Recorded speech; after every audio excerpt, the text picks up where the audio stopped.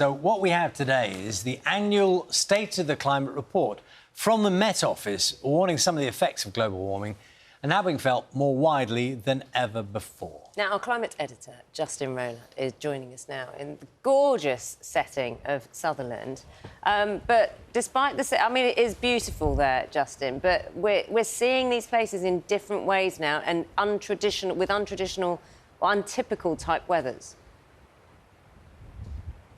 We certainly are, although I have to say it has been an absolutely stunning morning here. Beautiful sunshine. Got the Moray Firth over here, beautiful Dunrobin Castle, the seat of the Duke of Sutherland behind me there. But you're absolutely right. Yeah, this report from the Met Office is telling us that the warming trend that we're all aware of now is continuing and pushing out the extremes of temperature, extreme hot temperatures and also rain as well. At the same time, I should say, we've seen an increase in the number of pleasant days, 40% up on the 3 decades from 1960. Pleasant days, according to the Met Office, are those with temperatures above 20 degrees Celsius. Maybe hard to believe where you are elsewhere in the country that we're getting those days. We're also seeing 9% more sunshine compared to the 3 decades from 1960. But the worrying thing, exactly as Carol said, is this rapid increase, in fact, in the frequency of extreme weather events. Take a look at this.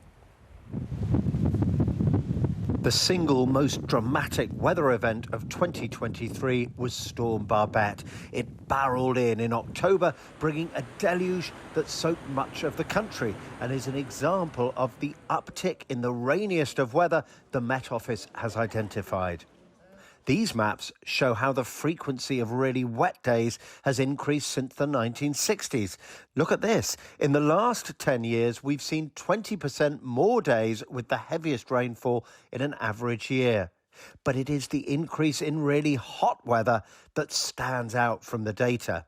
Look at this map. It shows how in the 30 years from 1961, only London and Hampshire recorded an average of 6 or more days with temperatures over 28 degrees Celsius in a year.